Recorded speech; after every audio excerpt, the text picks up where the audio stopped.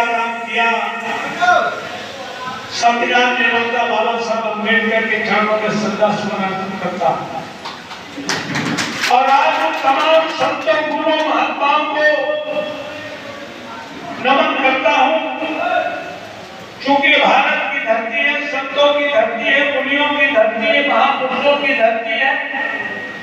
इस धरती में हजारों साल पहले जो संत गुरु महात्मा थे, उन्होंने कल्पना की थी बस समूची धरती कुटुंब है। ये सोच केवल भारत में, दुनिया के किसी मुल्क में पाई नहीं है। 2500 साल पहले बुद्ध ने क्या कहा?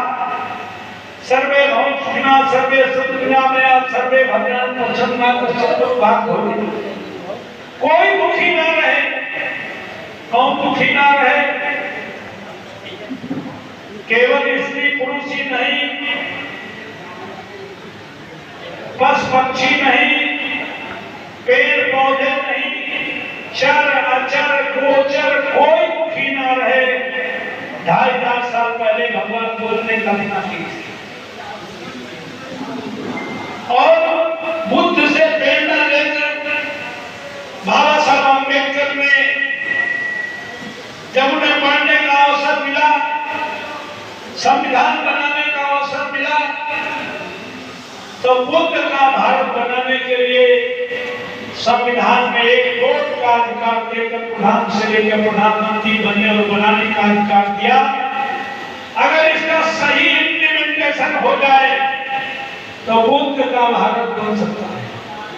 अगर पीडीएस सिस्टम सही हो जाए, बंटवारा सही हो जाए, इसके लिए हमारे समाजवादी पार्टी के, जिनके आदर्शों पर समाजवादी पार्टी बनी है, लोहिया का समाजवाद, लोहिया ने भी कहा जिसकी जितनी संख्या भारी उतनी उसकी हिस्से। अगर लोहिया के बाद किसी ने पूरे उत्तर प्रदेश और देश में एक बड़ा नारा दिया, उस मसीहा का नाम मानव कांशीराम साहब है।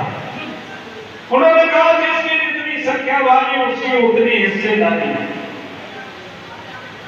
और उस नारे को आज की तारीख में समाजवादी पार्टी के राष्ट्रीय अध्यक्ष अखिलेश यादव जी ने पीडीए का नारा देकर के बुद्ध के भारत को, लोहिया के समाजवाद को, मानव कांशीराम के सपने के भारत को, बाबा साहब अम्बेडकर के सपनों को पूरा करने का संकल्प किया है। उसके लिए मैं पूरी समाजवादी पार्टी की ओर से अपने राष्ट्रीय अध्यक्ष को ढेर सारी बधाई देता हूं। मैं आज इतना ही कहना चाहता हूं, बाबा साहब अम्बेडकर जो पीडीए की आज बात हो रही है, इसके बारे में बाबा साहब अम्बेडकर ने कहा था। कब कहा था? क्यों कहा था? क्या कहा था? बाबा साहब अम्बेडकर ने इस देश में इतनी छुआछात थी कि जानवर तो तालाब में पानी पी सकता, लेकिन इंसान को तालाब में घुसने की इजाजत नहीं थी। इसके लिए बाबा साहब अम्बेडकर ने महान तालाब का आंदोलन किया। जब उन्हें मौका मिला, एक वोट का अधिकार देकर सबको प्रधान से लेकर प्रधानमंत्री बनने का अवसर दिया, तो उन्होंने सोचा ये देश 6743 जातियों में बटा है, जातियों में बटा है, इसमें इतना छुआछात है, इतना भेदभाव है। अगर ये नाम मिटा तो जिनकी संख्या ज्यादा होगी वो कभी इस देश के प्रधान से लेकर प्रधानमंत्री नहीं बन पाएगा। तो इसलिए बाबा साहब ने उस समय कहा कि ये दलित समाज के लोग, ये पिछड़े वर्ग के लोग, ये मुस्लिम और सर्वहारा वर्ग के लोग,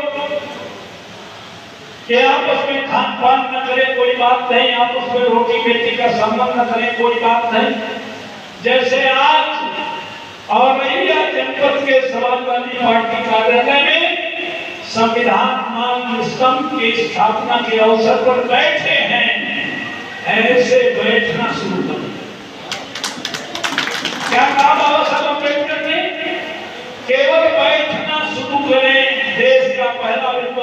दूसरा पांचवा विद्वान बैठने जैसी छोटी मोटी बात नहीं कर रहे।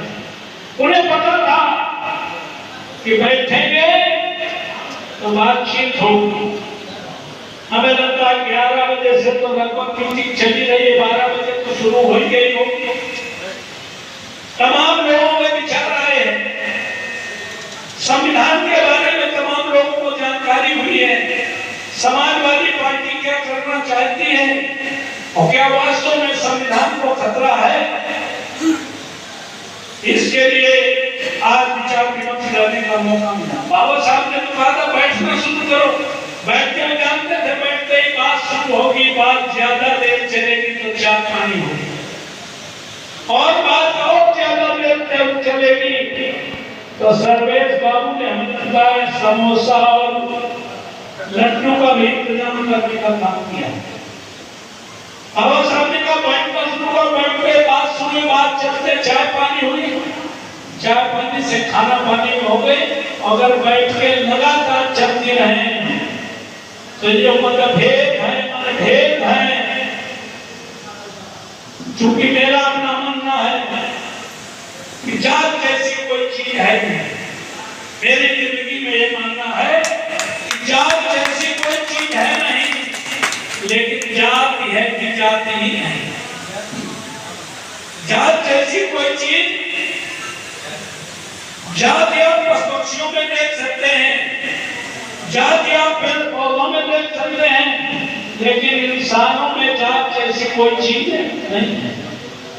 सर्वाइवल के लिए जो व्यक्ति जो काम करने लगा, इस पेट पालन के लिए जो आदमी जो काम करने लगा, वही काम उसकी कौम हो गई, वही उसकी पहचान हो गई। चूंकि पढ़ने का अवसर नहीं था, जब पढ़ने का अवसर नहीं था तो आगे बढ़ने का भी अवसर।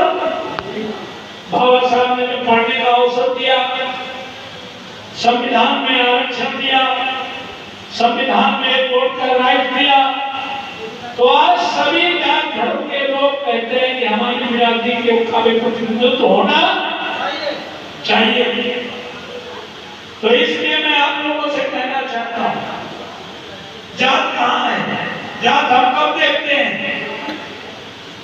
हमें जब घर में कोई बीमार होता है तो हम जात का डॉक्टर ढूंढते हैं, अच्छा डॉक्टर ढूंढते हैं।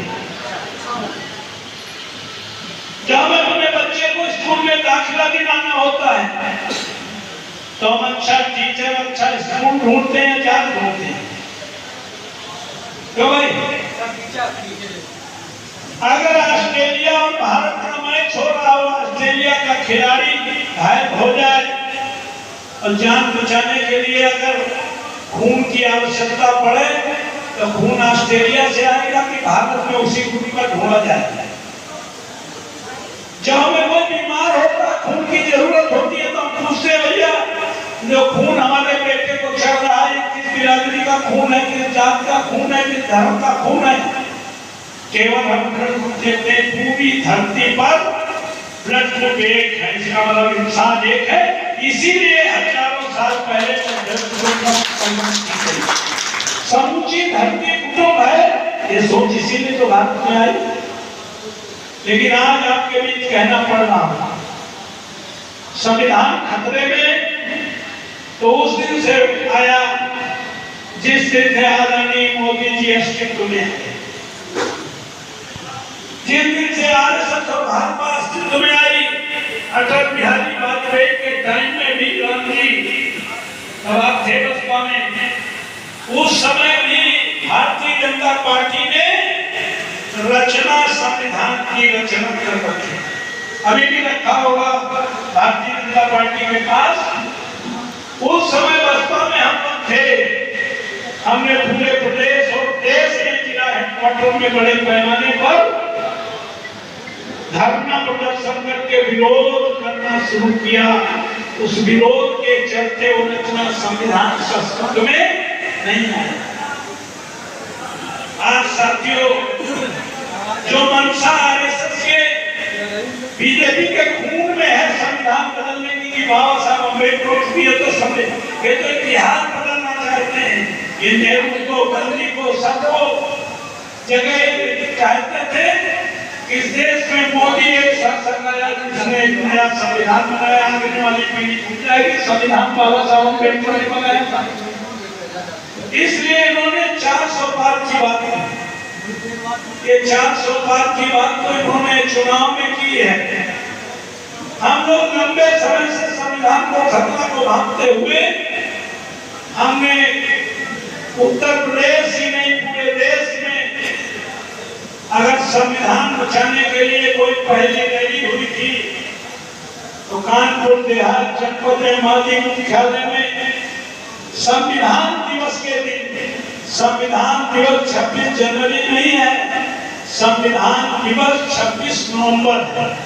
हमने 26 नवंबर 2023 को माननीय राष्ट्रीय अध्यक्ष के नेतृत्व में संविधान बचाओ भागीदारी पाओ महान रैली का आयोजन हमने माती मुख्यालय से बिल्कुल पूछने का काम किया था। अगर सबसे पहले संविधान की लड़ाई लड़ने का, सबसे बड़ी रैली करने का किसी के हिस्से में श्रेय रहता है वो समाजवादी पार्टी और राष्ट्रीय अध्यक्ष माननीय अखिलेश यादव जी को जाता है। तो इसलिए साथियों मैंने कहा था इनके हिंदुत्व का, इनके धर्म का अगर कोई काट है तो भारत का संविधान है, बाबा साहब अम्बेडकर है, दूसरा कोई काट नहीं है। हमारा संविधान समता न्याय बंधुत्व पर आधारित संविधान है। ये सबको बराबर का ही हक देता है। हम तो अपनी पार्टियों से भी कहना चाहते हैं कहीं ये चाक लग जाता है मुस्लिम परस्त है, भारतीय जनता पार्टी उठ गई, बीजेपी ये सपा, कहीं ये लग जाता है कांग्रेस के ऊपर मुस्लिम परस्त है। हम तो अपने नेताओं से भी निवेदन करते हैं कि आपका संविधान जब बराबर का हक देता है वो हिंदू मुस्लिम सिख ईसाई पारसी को देश पर कोई भरभेद करने का काम नहीं करता तो केवल आप संविधान की बात करिए, केवल आप की बात करिए। न प्रो मुस्लिम होना है, न प्रो दलित होना है, न प्रो बैकवर्ड होना है, हम समता की बात करेंगे, यही इस देश में चलेगा। तो इसलिए साथियों ये संविधान के खतरे की बात के कारण ही हमारे साथ दलित बड़े पैमाने पर बैकवर्ड बिना कंडीशन के आजादी के इतिहास में